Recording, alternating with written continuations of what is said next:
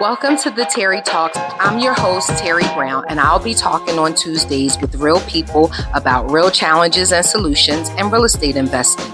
All right, it looks like we are live. Good evening. I know you all know who I am. I'm Sharon Johnson, the Lady GC. But I'm excited and honored to welcome each of you all to tonight's masterclass. And whether you're joining us live tonight or going to be catching the replay or somewhere in between, we want to thank you for showing up. Thank you for showing up tonight for your own vision. Thank you for showing up tonight for your business. Thank you for showing up tonight for yourself. And thank you for showing up tonight for your legacy, because that's the reason why we are here. Now, before we get started, y'all know how we like to do it over here. We like to get ourselves grounded for bold entrepreneurs and generational wealth builders. That's you. That's you. Say, that's me. Say, that's me. And you are here because you are serious about impact and about elevation. This is the place where we will help you develop strategy to take your business in whatever state it is in from where it is now to the destiny of legacy that we know that it's intended for. We don't just dream over here. Like we're going to be over here doing, right? We're going to be actually executing and putting things out in the atmosphere, not just speaking them, but actually putting our action behind them. We are here tonight, and I'm really excited about what we're going to be talking about tonight, because I absolutely think that the person that we have on the stage with us tonight is absolutely amazing. But before I get to introducing her to everybody, the reason why we are building generational wealth is because there's so many things that are going on in the economy right now, a lot of things that are going on politically and things that are going on just around us in general. And the reason why we're here is because we're seeing that people who don't have more than one income stream are too close to none. If you've just got one, you're too close to none. That basically is what we're saying. And so one of the reasons why we're here is that wherever you are in your business, whether you're just getting off the ground or whether you've been at it for a while, but you haven't been able to seem to get some traction, we're here because we want to see you succeed. We want to see you build wealth.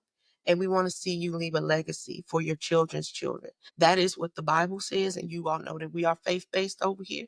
We believe in Jesus, and we're going to do the word if it's at all possible and in us. So Terri and I have been working hard to create a lineup of speakers that are here to shift your paradigm and to shift you into your bankable purpose. That's a term that our other coach, LaShawn Holland, used all the time. Everybody is put here in the earth and on the earth with a purpose, with a gift or multiple gifts in some instances, and all of them are aligned with the purpose that we will put here in the earth. And in order for us to be successful, it's important that we find our way at the right time, which God is always on time. He's never late. Sometimes we can delay ourselves because of who we're connected to. Sometimes we can delay ourselves because, or it seems as though we delayed ourselves because we didn't learn a lesson and we repeated a class. Nobody likes repeat classes, right? I didn't like repeating class. Well, actually, I only repeated one in college. Nobody likes to repeat classes, but we also don't want to repeat expensive life lessons that impair us from actually getting to our destiny and the thing that God has called us to. So we are here tonight to help you lift your head high enough to see the possibilities that are around you through your gifting and your bankable purpose, and also to see the possibilities that are within you, because there's not anything that's impossible to someone that believes. So if you are a believer and you know in your knower that the greater one lives on the inside of you, then there's absolutely no reason why you should not be walking in confidence towards the goals and the destiny that God has for your life. So we are going to continue on our journey towards being legacy builders and being wealthy. And we know that wealth is not measured in money. It's measured in time. How much time do you have to do the things that your heart really beats to do? Think about it. I love construction, and I always have worked in construction pretty much, with the exception of the time where I was teaching. I love construction, but I don't necessarily love doing it for other people.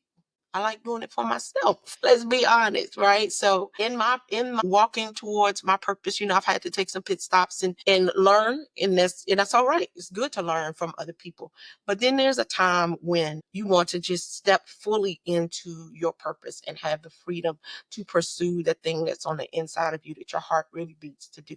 And this is something my daughter taught me. It's an African proverb, and it says, if you want to go fast, go alone. But if you want to go far, go together. And so we want to go far here. We don't want to go fast and have those quick wins that are dissolved and it's not repeatable. We want to have repeatable successes, because that's the only way that you really know that what you're doing is really working. If you only do it one time and you can't reproduce it, then I would venture to say, probably got some more learning to do. But that is the reason why we are here. So Terri and I have been working on some additional things that are coming down the pipe, and we're excited about those things, excited about the people that are going to be sharing with us. And so tonight we're going to move forward. I'm going to make 2 more announcements, and then we're just going to get into it, because anybody that's ever been in a meeting with me knows I don't like long meetings. I like to get in, say what I gotta say, and let's get out of there, right? So 2 more quick announcements tonight. If you all missed the 30 days, the 30K in 30 days challenge, you really missed something last week. That was really put together to push us to stretch ourselves and to stretch our mindset and to strengthen the way that we move with our money. Because, my coach, Sean, always says success leaves clues. And so we brought people to the stage who were successful in business and personal credit, that were successful in creating their own infinite banking system and the like, and people who had done these things and repeated them with a level of success so that now they could teach you how to do it. There are people out there who are doing this every day, and it seems like that's been hidden from our community, but not any longer. Not any longer. And so we just want to invite y'all to come along with us. If you missed that challenge, don't worry. We'll probably be coming up with another one in a few months. But it's imperative that you connect with us here, because I believe that there's a lot of value that we are providing here, and we don't want you to miss out on that. So speaking of that, today is March the 31st, which is the last day of the month of March, the last day of Women's History Month.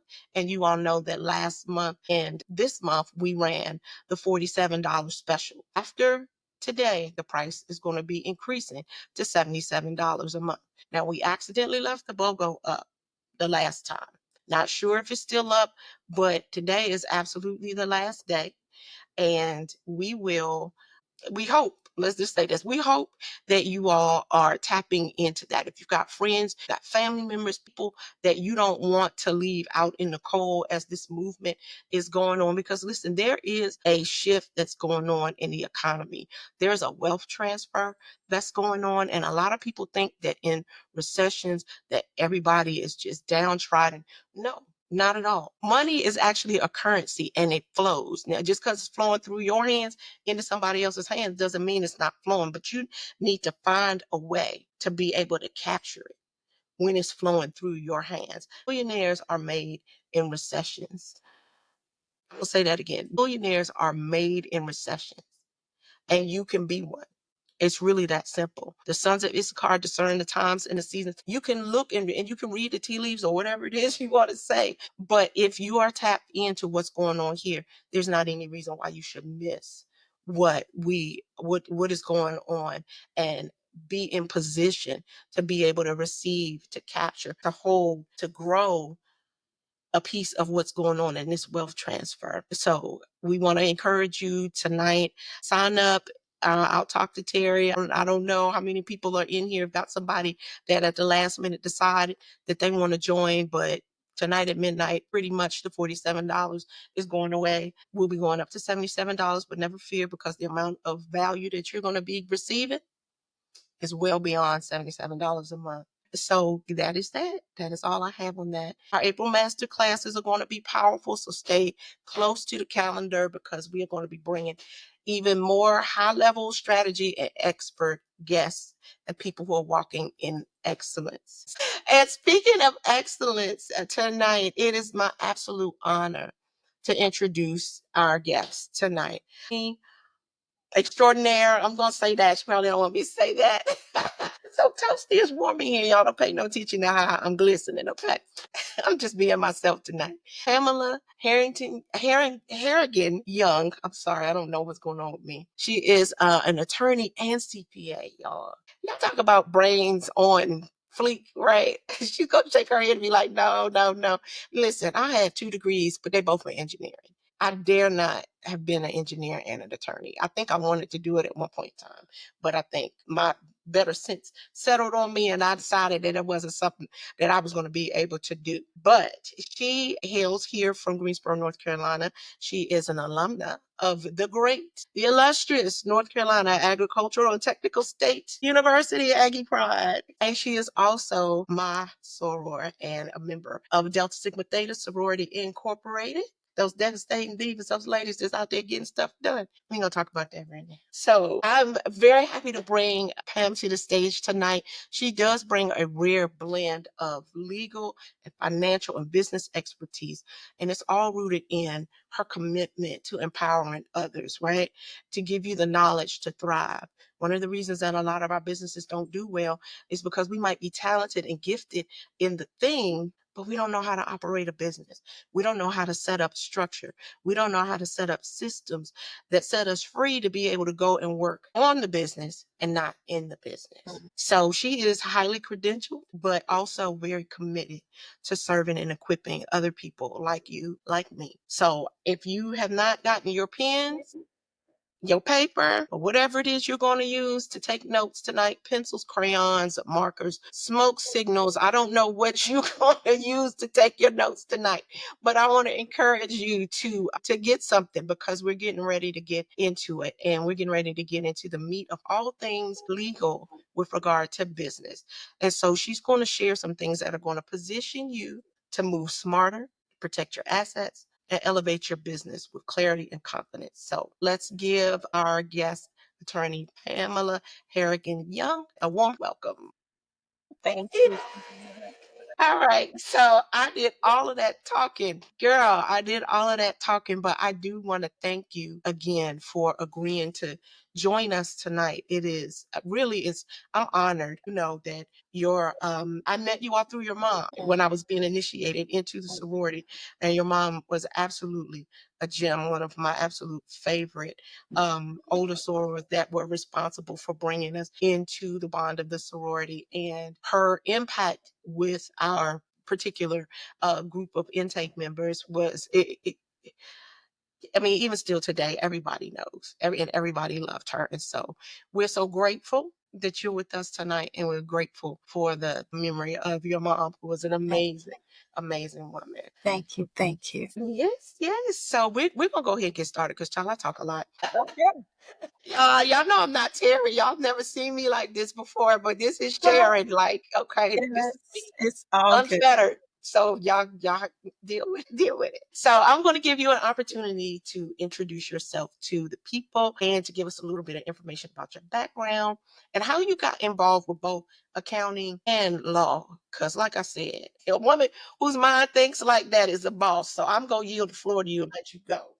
Wow. Well, thank you so very much, Sharon. I really appreciate the very kind introduction and all the accolades and for this opportunity to be here and share. I'm so glad to learn about this and look forward to being a part of it myself. This is what we need in our community. And I'm so glad that you all had the vision to create this space. And I really appreciate you honoring my mother's memory. For those that don't know, I just lost my mother to Alzheimer's in January of this year, and still adjusting. But I'm trying to carry out her legacy of excellence. And I just appreciate all the kind words that you shared. So I, as Sharon said, am a CPA and an attorney. I graduated from A&T State University, Aggie Pride, in accounting. And so that was my first career, being a CPA. And I went back to law school about 14 years after starting my career. So I was kind of a non-traditional law student, but I went with a specific purpose in mind. And so they really are connected, although it doesn't seem that way. But when I was in undergrad at A&T, I had a really, really good tax professor. and he turned me on to taxes at that time. And I was just like a light came on. And I realized then that that is how people create generational wealth, by saving taxes. That's one of the ways. There are many ways. And so over the years, I began to coin a phrase. I don't know if it's original or not, but tax deductions and knowing tax strategies is a form of sophisticated welfare. So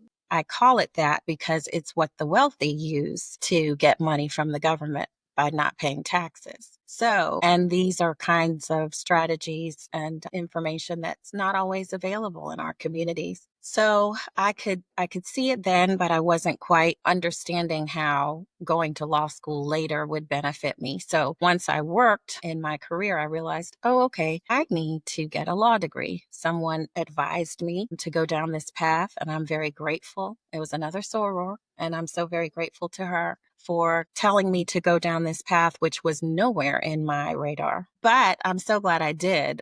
When I went to law school, I took it's a traditional path in law school. First year, you have to take a certain number of classes in topics. But that second and third year, you can tailor your degree. And I did. I tailored it to tax and wealth planning. And so after I finished law school, I worked for a kind of boutique law firm that did taxes and estate planning for high net worth individuals. And I was there for about 5 years, and then I started my own firm. And so I've been in practice. This is my 13th, 14th year, I believe. I started in 2012, and I love it. I didn't know. yeah. So I've been in private practice for that long. And I actually, like you said, one job is next to none, it's almost none. So I've got three because I have my CPA practice where I prepare tax returns and do tax planning. And then I have my law practice where I do estate planning. So I write wills and trusts and powers of attorney. I do estate administration when people pass away, transferring their wealth to the next generation. Heirs property, which is another topic, elder law, really long-term care planning. And then I am licensed to sell insurance because, as you all are learning about being your own bank, and insurance is a very key component to wealth building. And it is another area that other communities have used for a very long time to use other people's money. So I'll leave it at that. But so I'm very, very honored to be here, and I'm very thankful for this opportunity to share. So thank you for having me. Absolutely. Absolutely. And we are very grateful that you are here. You said something that I think is so important. Like the other communities have been using this for a long time, right? These strategies that have been out there and people have been using it. And, when we pass away, a lot of times it's GoFundMe. And I Mhm. understand it in some instances with younger people, you may have had unexpected, but I mean, honestly, you can get a Gerber policy on a baby Yes, you can. 15 days after they're born, right? It's 15 Yes. days, right? And if you want to go beyond that, you can do things like IULs and that kind of stuff that and other whole life type of products that will put you in a position to be able to extract funds from it as they grow to help take care of some of their milestone things so you don't have to go get a second job. Exactly. So yes, those and again that kind of goes back to what I said, success leaves clues, right? Somebody is out Yes. here doing it. Mhm. So what are we looking for? What are we looking at?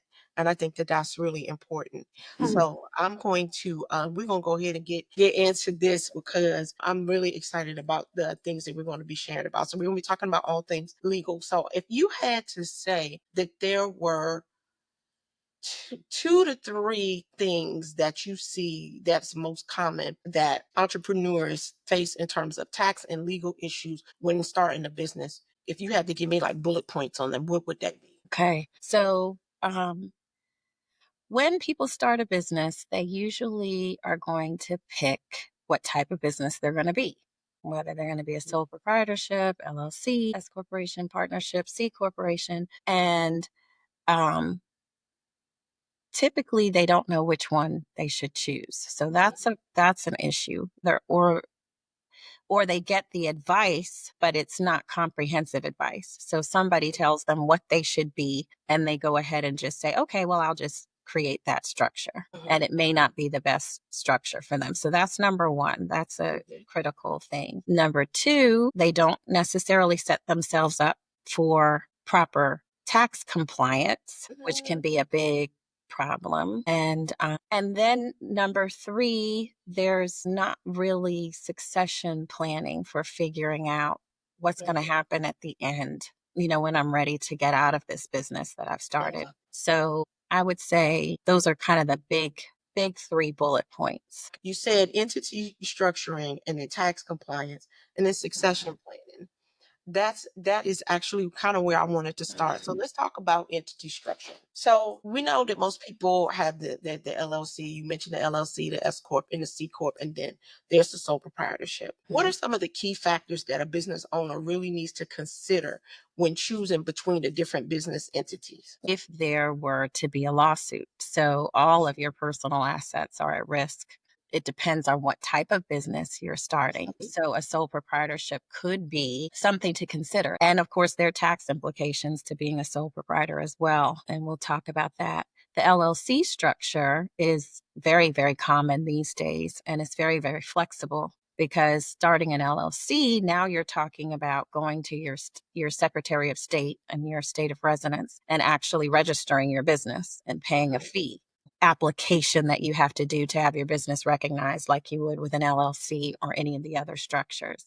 So you sign up with the Secretary of State, say, I'm either going to be an LLC or I'm going to be a corporation. You have to go, get an EIN number with the IRS, and you have to tell them what you're going to be taxed as.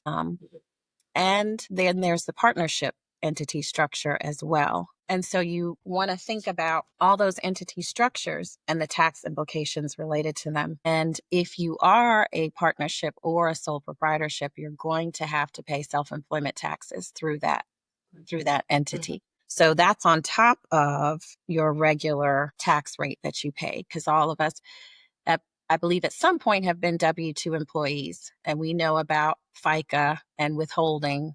And basically what happens is with withholding taxes, you pay 7.65% tax to get your Social Security, your Medicaid, et cetera, and your employer pays 7.65%. So you each are paying a half of those taxes that are contributing to Social Security and Medicare.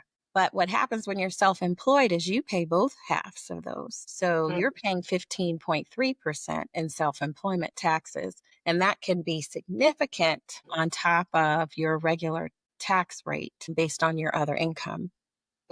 So, taxes are very important to consider. With an S corporation and a partnership, those are considered pass-through entities. Those entities themselves file a separate tax return, but they do not pay tax. So they are just a pass-through. So they're an information return, and they generate what's called a Schedule K-1. And that K-1 shows all the income and deductions, et cetera, that will now go on to your Form 1040. And so those can have their advantages. And then the C corporation files its own return, but it is not a pass-through. And so it files its own return, pays its own taxes, and is separate and apart from your individual income taxes. So you want to think about that. Why am I setting this? What are the best tax benefits for me based on the entity structure I choose? And then something I talked about with succession planning, what do I want the end goal for this business to be? So where am I going to want to get out of it? Is this just something I'm trying out? And so I don't want to go through all these formal processes, or do I want this to last beyond me? Do I want to bring in partners? Do I want to bring in other people? Do I want to bring in employees, or is it just going to be me? So many things to think about. The other thing that a lot of people have at top of mind is liability, limiting that liability. And when you are a sole proprietorship and a partnership, you basically have no limited liability. You're at risk of all of your personal assets being exposed to lawsuit. And with a partnership, you're particularly more exposed because you're liable for the actions of your partners as well. So, there are opportunities to set up a partnership where one person is a general partner and the other people are limited partners, but that general partner has it all on the line. They are at risk. So that is, something to consider. The other thing to consider is how you're going to raise capital. So if I need money to start this business, am I going to sell shares of stock? Am I going to fund it myself? Am I going to ask for angel investors?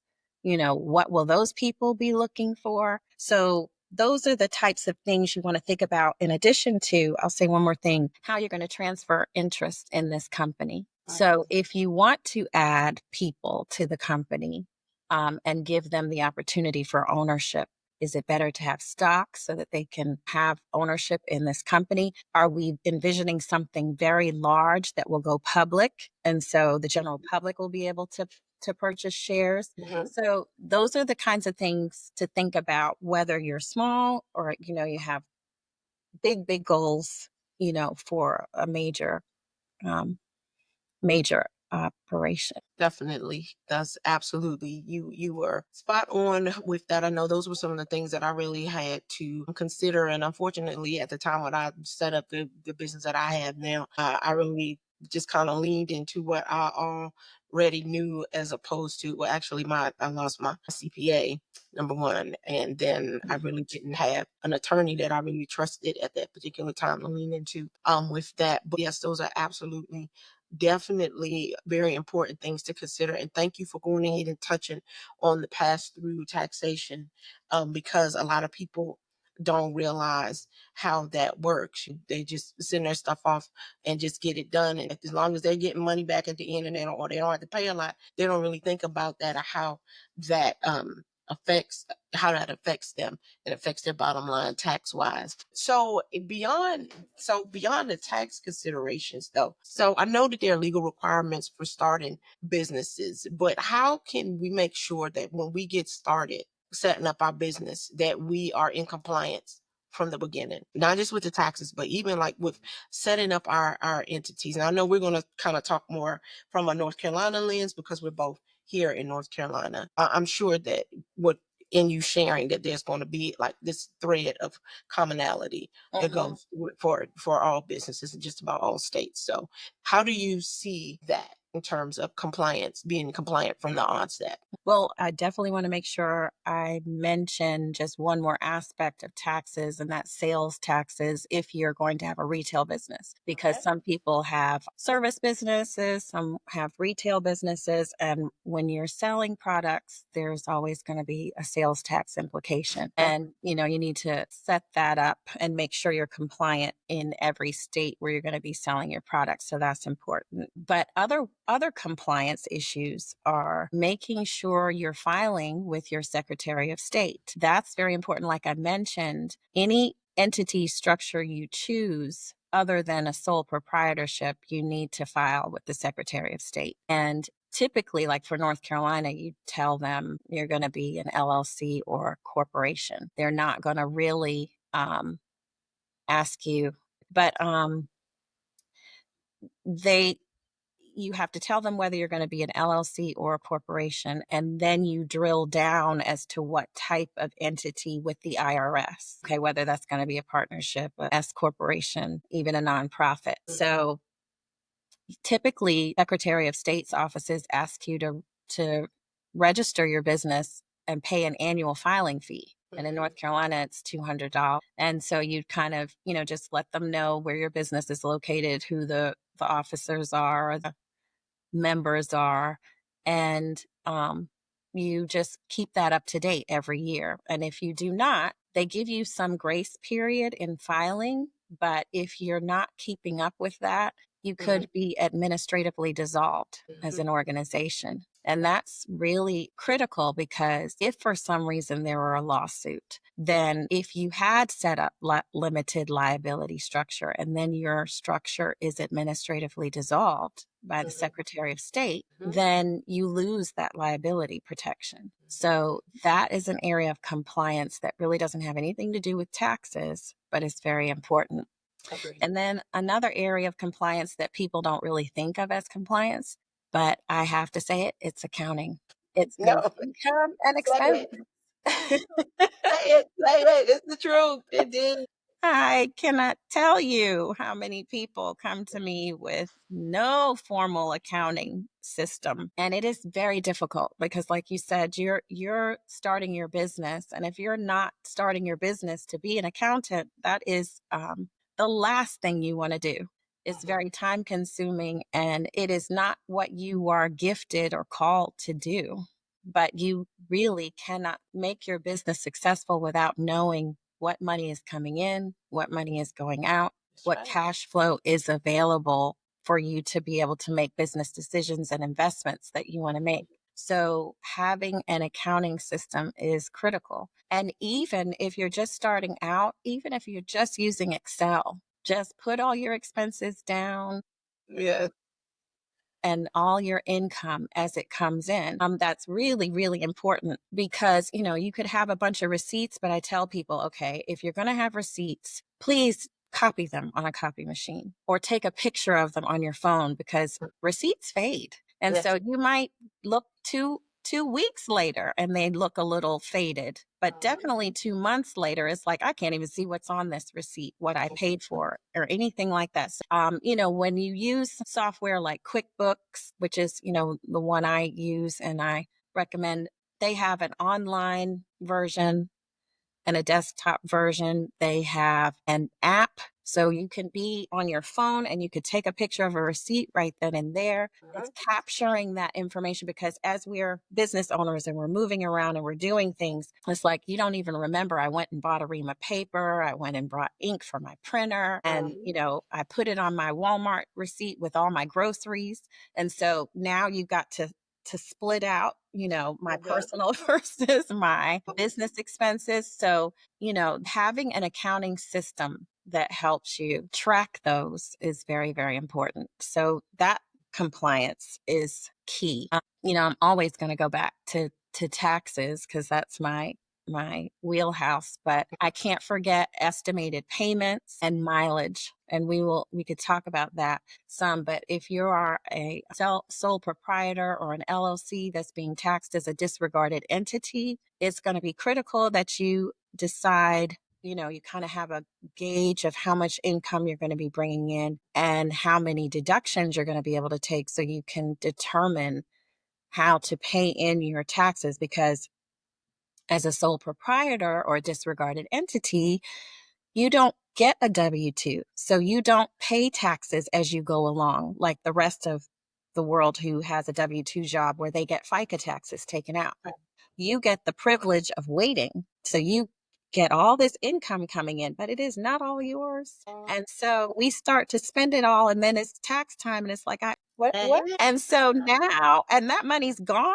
And so it's very important to understand, and there are strategies to figure out how much you need to pay in estimated taxes, but just having an understanding that is something that is necessary. And there are penalties when you underpay.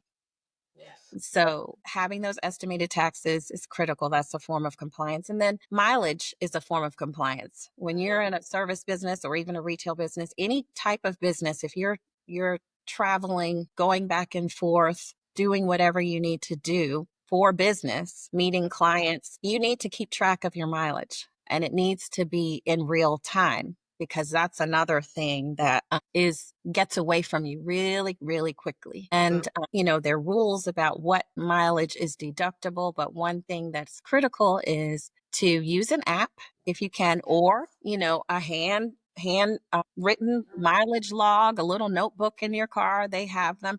They have little sheets online you can download. I use an app called Mile IQ and it's wonderful. It's, they give you, I think I've used it for years, so I don't know if their terms have changed, but when I first started using it, they would give you the first 40 drives for free. And then once you go past 40 drives, you need to start paying. But it's really as simple as you turn it on, it starts when you start your car and it stops when you turn it off or park for too long. And it says, this was a trip. Is it business or personal? And literally you swipe one way for business, one way for personal.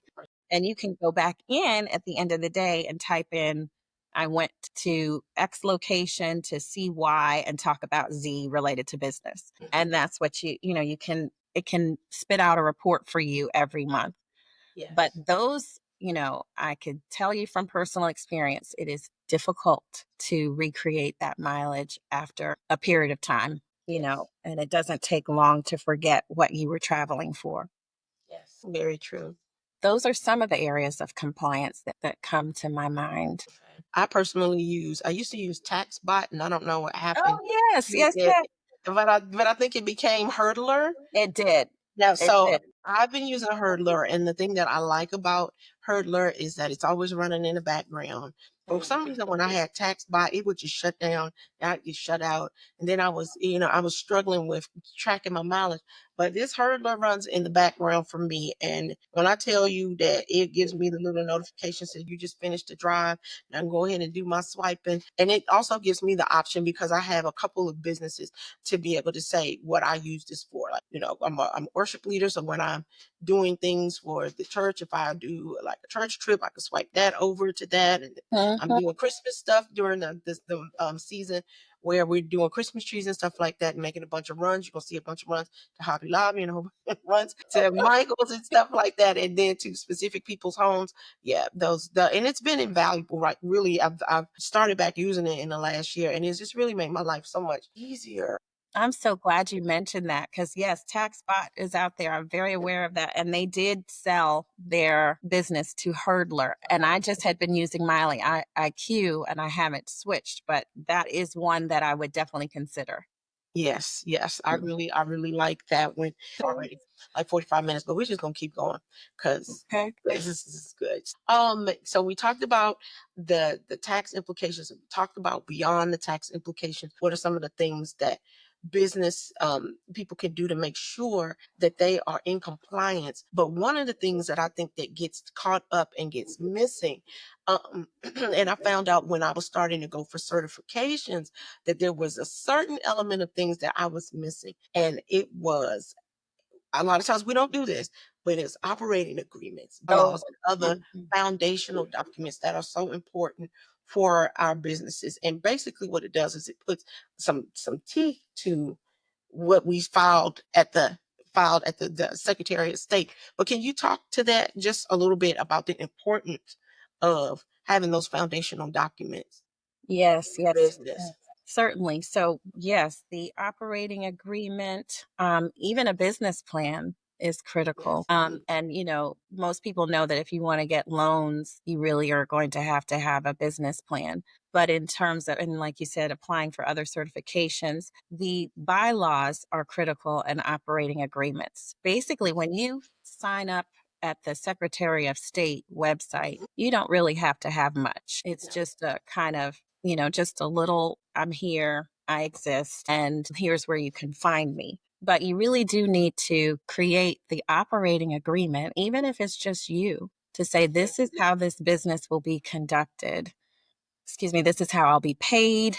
This is, how I will manage if I decide to hire someone. And so you need that kind of information that just shows that you're serious about having a business. Yes. And then, bylaws are also important. These will be the rules. Basically, this is the set of guidelines that we are going to follow in this organization. And those are critical because, like you said, it can help you qualify for certain grants or funding certifications if you're trying to obtain them, but it can also help you as you're growing your business.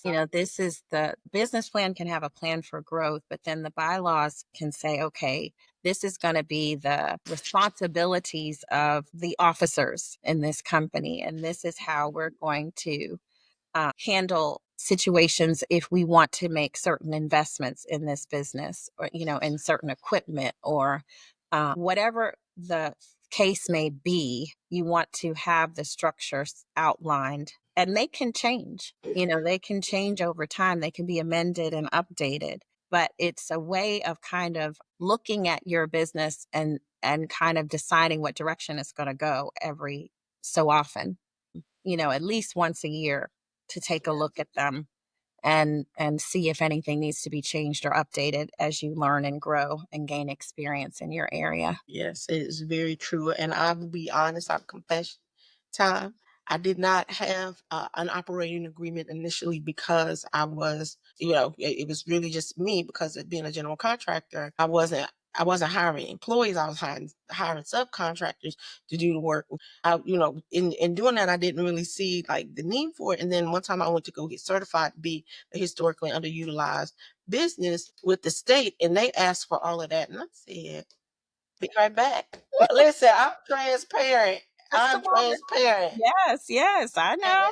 And at the time, I had just restarted my business and I was coming out of teaching back into construction. I had a full-time job. My daughter was in transitioning into middle school. Life was all over the place. And I was just like, Mhm. let me go take this general contractor test again and get this license back up and running because Mhm. I'm never gonna let that certification go again. And somebody said, well, you need to consider doing business with the state. And I said, okay, well, I'll consider that, but you need to go get your hub certification. I'm gonna do that. And I'm going down this list and they're asking me for everything like eye color, my baby first, middle, last name, and an operating agreement. And I was like, okay, I'll be right back with That's that. right. I'll get back with you. Just give me a minute. Yes, but it caused me to think though more deeply about like my business and how it kind of puts the how to the what. Mhm. How are you gonna do this? What are Mhm. your means of operation for that? So it was actually a good thing. It was that Paul said that was good that I was afflicted. It was good. Yes. It was good that they told me no. So it made me grow. So thank you, state of North Carolina. Yeah. Gosh, y'all, I can be so silly sometimes. I know y'all don't know this It's about all me, good. It makes but it interesting. Some of this stuff can be boring. So let's spice it up. This is good. and I don't want the people to think that that because I'm one of the head coaches here that I had it all together. No, I'm here because I was Mhm. coachable and because I'm teachable and because when I blow it, I'm like, I'll be right back. That's right. Right. So no, it's like we're here to all get 1% better every Exactly. day. And iron sharpens iron, and so the man the countenance of his friend, the countenance of his friend. And so we have to have other people to tell us when we're wrong so that we can grow, right? Right. If Terry you think said it you know best. it all, You then you're can't. not. Yeah, there's no way. Right. You cannot. You And cannot. Terry said it best. Iron is the only metal that when left alone it rusts. It See. has to have other metal to rub against, other iron to rub against in Mhm. order to be sharpened. So, It's I beautiful. take that right there and go on with it. I always want to be one of the I don't want to say dumb because I'm not dumb, but I always wanted to be one of the least knowledgeable people in the room on certain things because that always gives me an opportunity to grow. If I'm the one in the room that always knows what's going on, I'm probably in the You wrong need room. to I find might a be the different right room for space. somebody else, but it's the wrong room for me. It's the That's wrong right. room for That's me. exactly right. And there's Yeah. a place for that, but not Yeah. when you're trying to grow. Yes, absolutely. So, Mhm. okay, so we're gonna kind of we're gonna kind of try to hit maybe a few more things, maybe about another 20 minutes. So we all know everybody gets into business because they have a dream, they have a thing, a purpose they feel like they want to do. But let's just be for real. Those of us who are in business enjoy living in the B and I quadrants as business owners and investors, not in the employee and the self-employed quadrants. If you've read Robert Kiyosaki's Rich Dad Poor Dad and Cash Flow Quadrant, know that B and I is where it's at.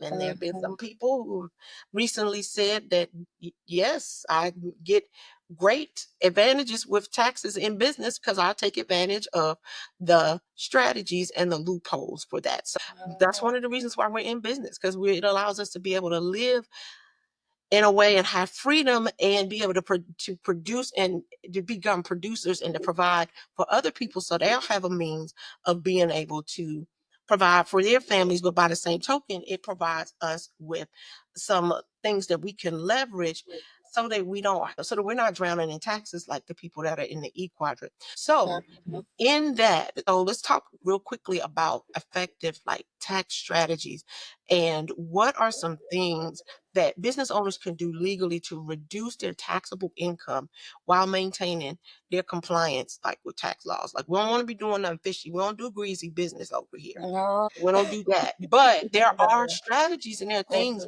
and that you can do to legally reduce your taxable income. Mhm. So let's talk about it. Because Yes, that's great. That's the exciting part.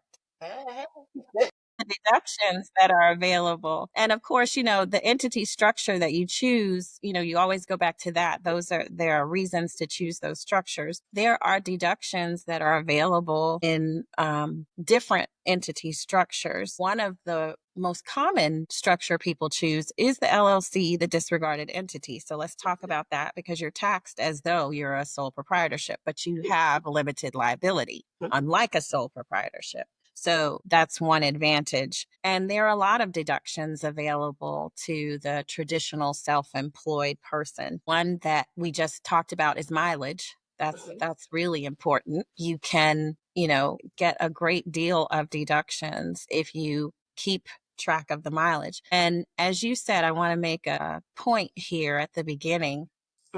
All of these deductions can be traced to a code section in the Internal Revenue Code. So, like you said, we don't just pull something out of the hat and just try it. You need to be sure that it connects to a section of the Internal Revenue Code that says you can do this. Second, I always want to let people know that the price you pay for getting these deductions is documentation. A lot of deductions are fantastic and they are legal. They are in the code. But if you don't have them documented properly, if you are audited, you will not get the deduction. Even if it were legal, if you don't have the proper documentation. So the price you pay to get these deductions is you've got to document it. And so thus the mileage log, and you've got to document it the way they say to document it. So then there's another really popular one, the home office deduction. Yes.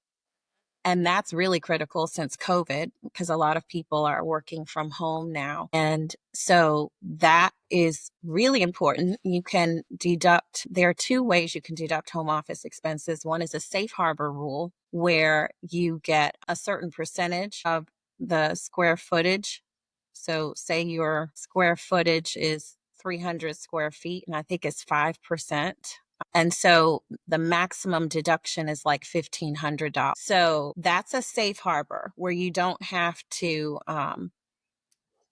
have a whole lot of documentation. That's just, this is the amount of my square footage and multiply it times 5, and up to 300 square feet, I can get a maximum of $1,500 deduction. Now, the more lucrative home office deduction is one where you say, okay, the square footage of my office is 300 square feet. My whole house is 2,400 square feet. So whatever that percentage is, I get that percentage of all of these expenses, which would be my mortgage interest, my property taxes. If you don't own your home, your rent, homeowners association dues, security system on your home, utilities, repairs, lawn care services, trash removal. Did I say pest control? So all of pest control.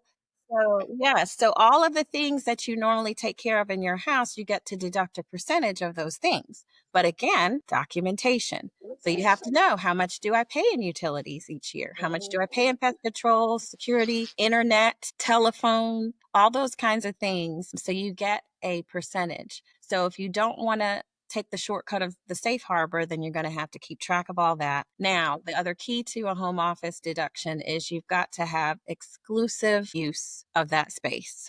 It cannot be used for anything else. And it needs to be your principal business location. Now, it doesn't mean you can't go and do other things, but this is where you conduct your administrative activities. Okay. So you don't have an office somewhere else. This is where you do all of your accounting and you're keeping track of your next client and your next project. And then it has to be regular use. So it's like, 5 days a week, a certain period of time every day. Not, oh, I'm working this month and then next month I'm not working. So it has to be, those conditions have to be met. So that's one that people know very well. There is also something called the qualified business income deduction, where you're Okay. getting like 20% of your business income. But you really need to talk to a tax consultant about that. But this is one that may expire if the tax laws aren't changed by the end of this year. But Okay. a lot of businesses have been getting 20% of their business income as a deduction. Right. It's a certain types of businesses are not allowed to get this deduction. Those are called specified service trader businesses. Unfortunately, that would be the type of businesses I have: law, accounting, health, actuarial services, even professional athletes. But there are ways around those restrictions. Mm-hmm. So that's something to consider, depending on the type of entity you have, whether or not you're being able to take advantage of that qualified business income deduction. Okay. Another one that people may have heard of is, and I think you and I talked about this, making your business trips or your vacations, kind of tacking them onto a business trip so that you can make them deductible. And here's the key to that, because everything is so technical and you have to follow the code. But Yes. the overall thing you want to think about is, when you decide you want to take a trip, then you want to make sure before you take that trip, you have created some business purpose. And the key is before you take the trip. So, people are saying, oh, I heard I could, I'm going to France and I'm going to, talk to this person on the plane about my business, and then I'm going to make it a business trip. No, no. Oh, So what's that? So you can't turn it into a business trip. It has to be a business trip from the beginning. And so then, so you could go meet someone in France to say, I'm going to talk about whatever my business is. And I've set up an appointment. It's been on my calendar because, again, like I said, documentation. So you've got to think about being audited. And as long as you've got the documentation, it doesn't matter if they come audit you, because it's like, it's on my calendar that I had this scheduled. I have emails between me and the person that are dated before this trip was scheduled. So, and then, depending on, the timing and how much you tack on, you can have vacation time there and all of it will be considered a business expense. So that is truly the key. There are more, technicalities to it, but the key is you have to have a business purpose before you take the trip. You cannot turn it into a business purpose. And even if you go and you're like, oh my gosh, I met this person, we connected, we're going to go into business together, or they're going to become a client. No, No. not unless it was in place before you went. So that's key. And then I'll move quickly because I know where time is going by fast. But one thing that businesses can do, especially the self-employed and disregarded entities, can hire your children. Oh, yeah. And that is a key thing that other communities do that we do not, because children are what? Expensive. They wear clothes and they eat food and they participate in sports, recreational activities, and arts and crafts, and all these kinds of activities that cost money for costumes and shoes and equipment and instruments and lessons. And we pay for those out of pocket. But what other communities do are they hire their children, they pay them, they get a deduction, and then the children pay for their own stuff. And so now you just deducted the expenses that you would normally not get any kind of deduction for. And so, I have one client whose father was a dentist, and she said he had her work in his dentistry practice and paid her enough for her to buy a car, and she bought her own car. So, but the key to hiring your children is they have to be at least 7 years old. So they can be pretty young, and they have to have a reasonable job for their age. So you can't have them reading contracts and they're 7 years old, but you can have them stapling things, shredding things. You can have them cleaning up the office, sweeping it out, emptying the trash, all kinds of making copies for you there. And you want to have a job description, and you want to keep track of when they are working. And then you have to pay them a reasonable salary. So you can't pay them $100 an hour to make copies because you know you're paying for their private school. But here's the thing. A lot of people hire their children and pay them up to the standard deduction. So this year, I think the standard deduction for a single person is $15,000. So usually they'll stop at that. It's like, my child can earn $15,000 this year because then they won't owe any taxes. And then to the extent that you pay them more than that, which you're perfectly, it's your prerogative, you can certainly pay them more than that. But that's usually the guideline that people are thinking about. What is the standard deduction? So my child's going to file taxes, and then they're going to get their standard deduction, and they're not going to owe anything. And then depending on the entity structure, you may or may not have to pay FICA taxes on those, on the children. So that's another thing to think about. And then, not as common, but really, really important, and these things are starting to go away too, the Section 179 deduction and bonus depreciation. So Section 179, those are two different, that's a code section. And it allows you to deduct certain business expenses because depreciation is something, it's a concept that allows you to deduct an expense without outlaying cash. So people love depreciation deductions because basically it's the wear and tear on the equipment or whatever it is that I'm using. Real property, personal property. And so I'm not really spending any money, but I'm getting a deduction because this item is wearing out the more I use it. So there are depreciation schedules, depending on what type of equipment it is. You could depreciate it over 3 years, 5 years, 7 years, et cetera, et cetera. And so businesses, this is an incentive for businesses to make investments. So a business can actually deduct up to $1.2 million of certain qualified equipment if you're purchasing that. And you can use the Section 179 deduction. And what that's doing is it's allowing you to accelerate the depreciation. So instead of depreciating it over 15 years or 27 and a half years, you get to take it all right now. And then the bonus depreciation, and I'm speeding through this, there's a lot.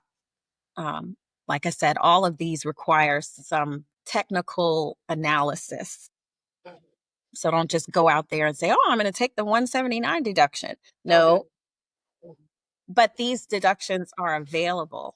And with bonus depreciation, that is allowing you to deduct, like, this is used very often on vehicles. If you want to purchase a vehicle in your business, or if you have a fleet of vehicles, they have to meet certain qualifications, but you can deduct 60% of the purchase price of the vehicle in the first year you buy the vehicle. And you don't have to have paid for the whole vehicle. You could get a loan. This is not something, not a deduction based on the fact that I paid for the whole vehicle.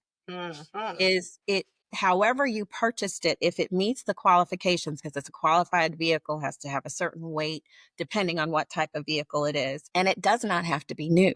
It's just new to you. So these are significant deductions that you can get. And one of the strategies that a lot of business owners use is, and it has to be used 100% for business. So what they do is they will, in December, go and look for a car. Okay, so let's say I go look for a car on December 30th. And I get this car, this vehicle, this qualified vehicle, so it has to be a certain type of vehicle. And I won't go into all of that because we'll be here for too long. I buy this qualified vehicle and I drive it the 30th and the 31st only for business. And then I get the deduction of 100% business use for that year.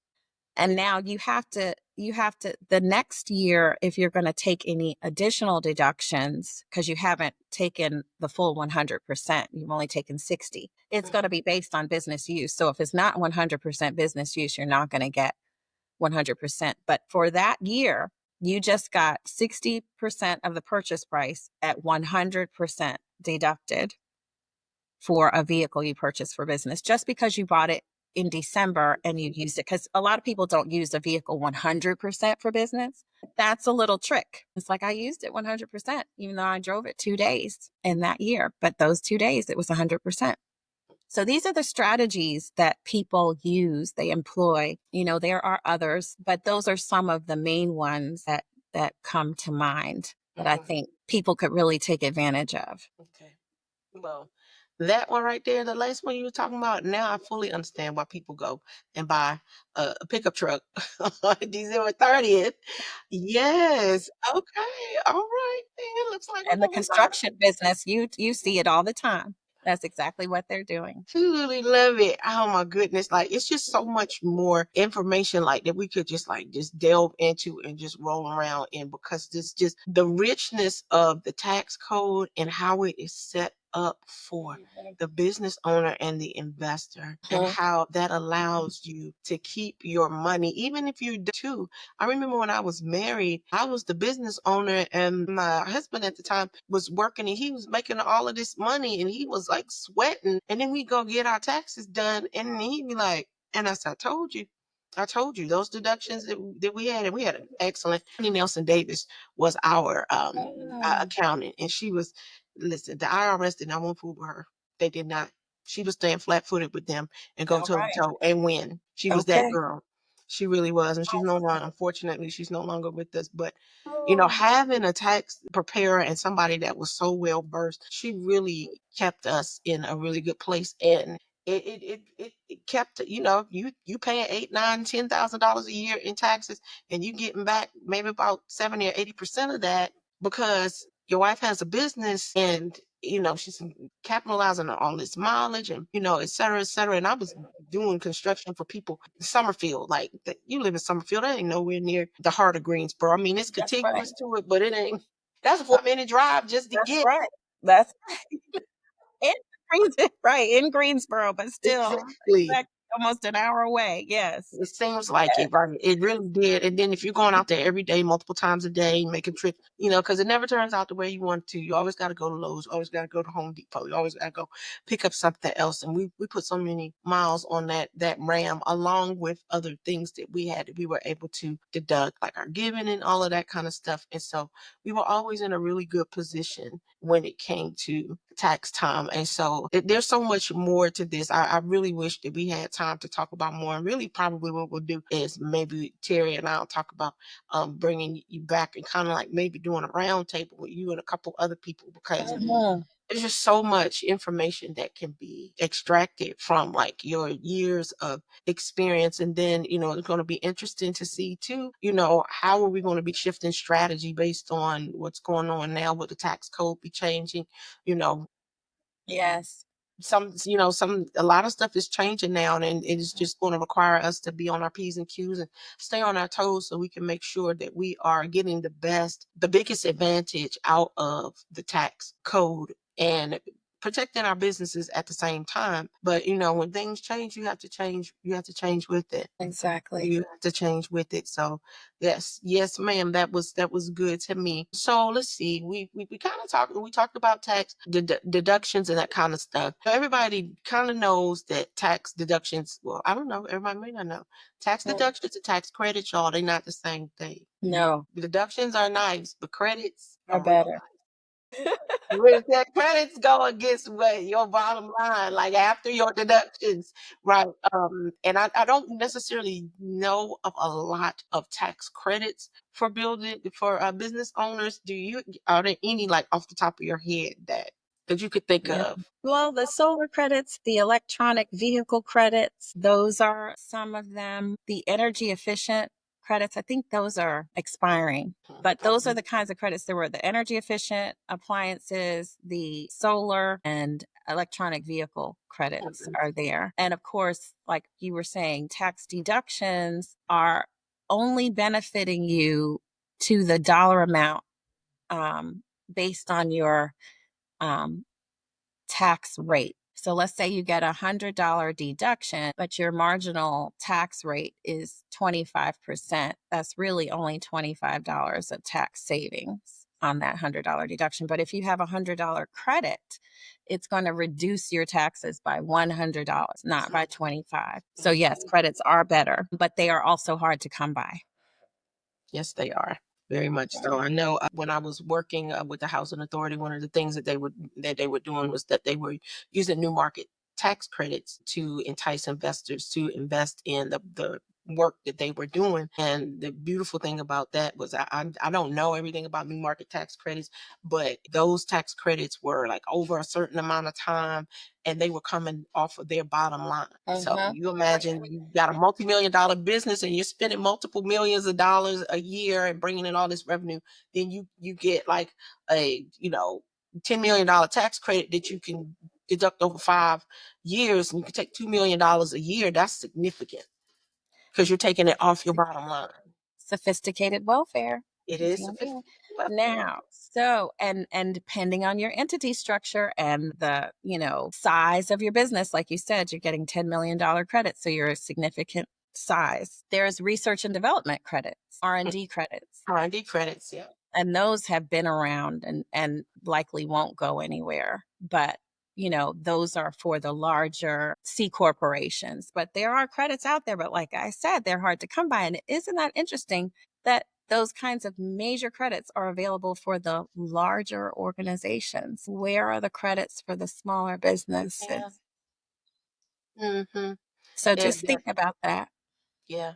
Yeah. That's why it's so important for us to just continue to educate ourselves and to come into rooms with people who have this knowledge because, our people perish for lack of knowledge. I'm gonna be honest with you. I don't like being I'm working a full-time job as right now because I needed to get my daughter across the line and get her into college. But to be honest with you, like all the advantages are in the B&I quadrants. That's where the money is made, the money is saved, the money is grown, it's protected. And over in E and S, that's just where the money just run through your hands. It does. It just comes out the other side. And not only that, you can't really leave a legacy because you are the business. Because you are the So business. if you are not able to work, you are not able to eat. That's right. That's and right. pay your bills. So if you can kind of create it where the business runs without you, then you are really running a business. You're really running a business. Systemization, and that sets you free. Absolutely. Then, but you hit on something just now. You were saying that, if you're working, if you're not working and the business is not, then the business is not working. But you mentioned earlier about succession, right? And having a succession plan and an exit strategy. Now, I know that my daughter doesn't want to be a general contractor. I know she doesn't. I get that because she's studying law. So, Yay. but she does want to be a real estate investor, though.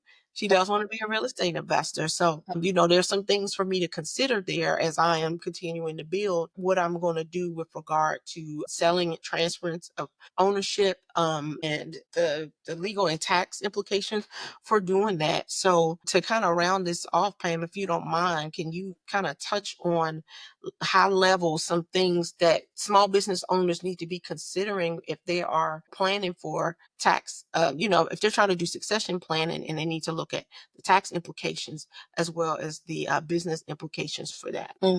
So, none of us really think about when we start these businesses how we're going to end them, close them down, wind them up, pass them on. And especially when we're, in service businesses or businesses where our expertise is really critical. And so, that succession planning really is about sitting still and saying, what do I want? Like you said, who wants this business and who doesn't? And it may not be your daughter or your child, but it might be another relative, or it may not be a relative. Maybe there is someone that you can train to take over, because mentorship is key. And that's another thing, that we need more in our community. Because we talked about, you and I, offline, how you can have all this technical knowledge and these fancy degrees, but if you don't have a mentor, some things are just learned by experience. And so you're going to have a more difficult time if no one is willing to kind of guide you. So, and in these areas where there are not a lot of African Americans, much less African American women, we have to find a way to carry out our legacy, even if it's not with our own blood.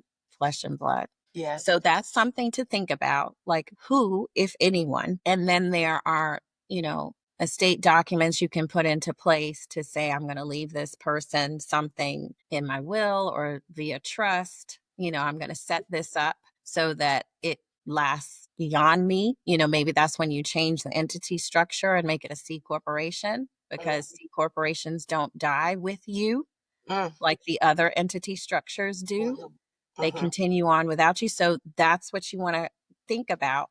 Do I want to sell this business to someone? And then if so, I need to set this up now so that it will be valuable. There will be value in this company other than myself for mhm, someone else to take. If it's a list of clients or projects or grants, like you said, or if you're going to be a consultant to people, because now you're tired of being in the trenches and you're like, I have a lot of experience and I'm going to be a consultant. But mhm, having a way to think about how am I going to pass this along and who you're going to give it to or what method you're going to use to pass it along via sale or bringing someone in to take over, that will determine maybe what type of entity structure. And I just want to say, in closing, when we make these decisions, our businesses are fluid. So you don't just set it and forget it.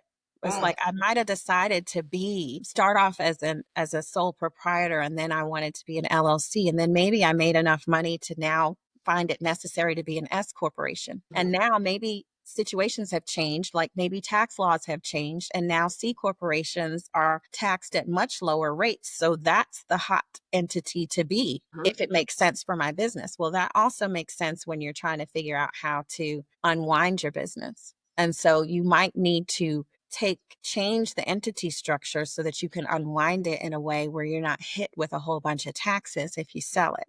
Right. And so some of these things need to be planned in advance, sometimes 5 years in advance, 10 years in advance. It depends on what type of exit strategy you want to employ. But you do want to think about these things ahead of time, because if you go sit down and they say, well, in order for you to not owe hundreds of thousands of dollars in taxes, you need to change this structure and work for another 5 years. Well, that's not what I had in mind. Mm-mm. But had I been thinking about this 5 years ago, I'd already know that and I'd be ready. When I'm ready, I can say, I'm out. That's right. That's right. So those are things to think about. It reminds me of the scripture that says, in the multitude of counselors, there's safety.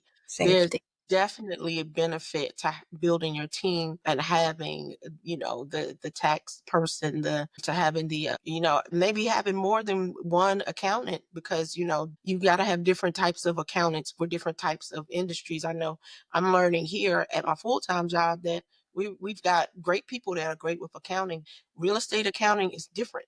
It's just something very different. Construction accounting is Yep. different. Yes. Construction and accounting is different as well, right? And so we've got regular real estate assets that we're holding, but we also have new construction of a $25 million new market tax credit, 50,000 square foot office that's going up. And that's a completely different type of accounting that needs to go on for that.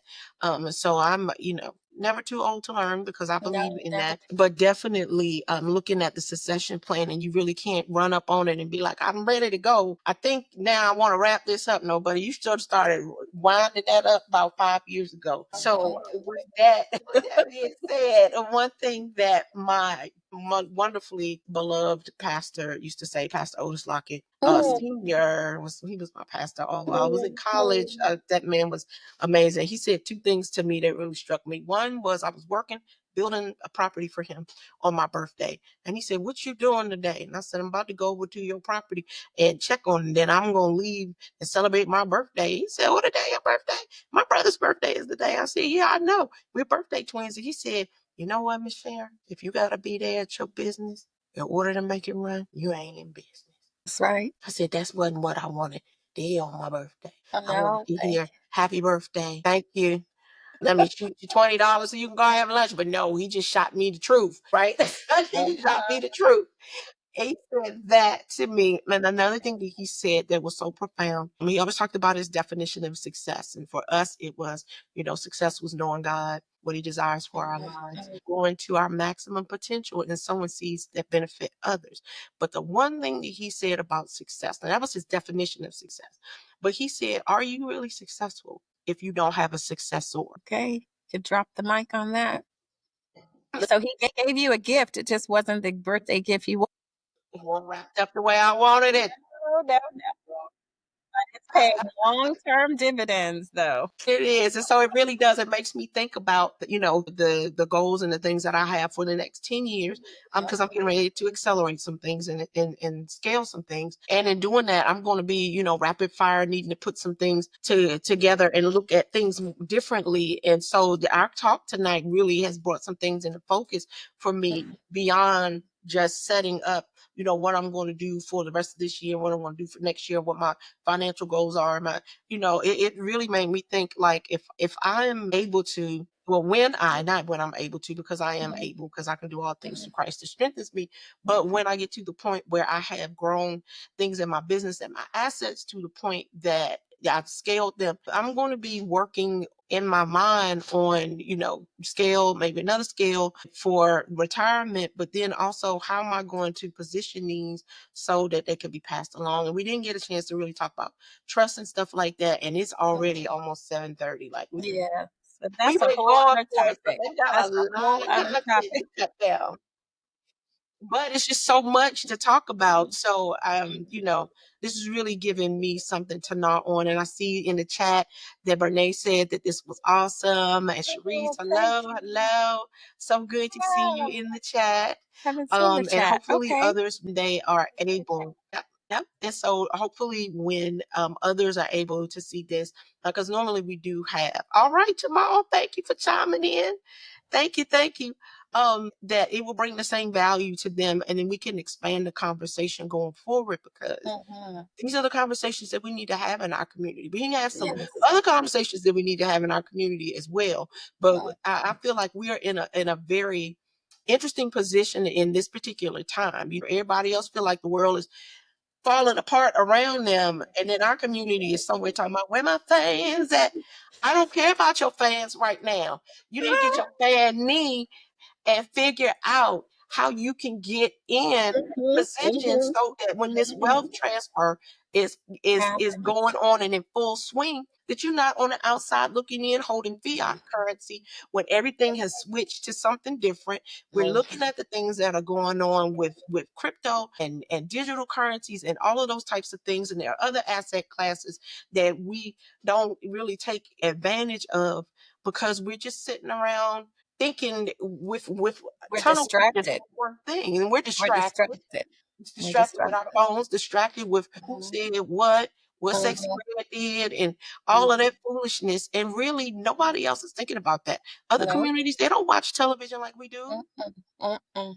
They do not watch TV like we do. And I have a television in my office and at home, and I very rarely turn it on.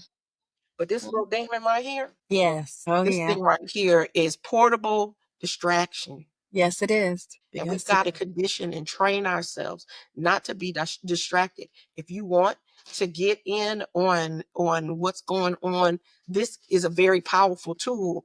If you're trading options, it's a powerful tool. If you're trading forex, it's a powerful tool. If you're buying crypto, it's a powerful tool. If you're learning something, if you're listening to a book, like I don't even listen to music in my car anymore, and everybody knows that I am a yes. And I used to spend an hour in the car on the way back and forth to work every day when I was younger. And I'd be listening to my praise and worship music and be learning that, get to church and know all three parts and the lead. But now I did. And I eventually ascended to a point where I was training because I was doing that. And I'm not saying that there's no value in it, because there is, because I believe that whatever you do for God is you got to do it with all your might, your heart, your mind, and your soul, and that it will count for all eternity. And any time that you spend with Him will not go unrewarded. That's another Lockettism. That's another thing. All right. So I when you love said, it. Sharon, no time spent with the Lord Love it. goes unrewarded. I'm sorry, Sharita, I didn't mean that. You said the sermon this Sunday was about not getting distracted. That's right. We live distracted lives with everything. I can't even get distracted with the good stuff. My daughter has some great stuff going on in her life right now, and I'm excited for her, but I can't let it distract me. I can't let it distract me. And you can't let yourself be distracted. No. So with that, y'all, I'm listen. If I don't stop talking now, I'm gonna keep talking. So what I'm gonna do is give you any last words that you have, Pam, to share with the people. Well, I just really appreciate the opportunity to be here. I just love that this space exists. And Sharon, you are just an inspiration. I'm so proud of you, and I'm so humbled and thankful that you reached out to me and asked me to share. I'm just very grateful. And we can do this. We can take advantage of these strategies, and that was what inspired me way back when I was at A&T all those many years ago, that when a light goes on, that's God speaking to you and telling you this is the direction that he's trying to highlight for you, a path for you to follow. And so no matter how challenging the road gets, stay on the path. And, we could take little steps at a time. What I talk about with taxes and trying to get all this stuff wrapped around your head. If you can do one thing, just get a mileage app. Just take one, that's all, just do one thing. You don't have to do it all, because it's like, my head is going to explode. This is too much. But if you can do one thing, and then you're one step closer. That's right. And then after you've got that mastered, you can do another thing. And sometimes you're like, oh, I'm good today. I can do 3 things. Okay, well then go ahead with your bad self. But don't let yourself get overwhelmed. Just do what you can and keep moving. Keep trying. That's right. Keep pressing on towards the mark of the prize of the high calling of God, which is in Christ Jesus. That is correct. And that is where I will leave it. That is where you want to leave it. Well, good people, I wanted to drop y'all a link for Hurdler, because that's the one that I use and I love it. It is really easy. So just give me a second. I'm waiting for it to come through. And once it comes through, I will be more than happy to drop that in the chat for you all. And then also to let you all know that something else that I have that I'm going to be pulling together for you all is a list of the business deductions and ways that you can save on your taxes. And then we're going to be providing that as well as one of the tools. So you get rewarded for showing up. It's a good thing. It's a good thing when you show up. And so I believe that, you should be rewarded, and there should be some bonus and some benefit for doing that. So kudos to everyone in the chat tonight for coming out, for showing up, and for investing in yourself. I told you all last week, we invest in 4 things. We invest in God and our relationship with him. We invest in ourselves.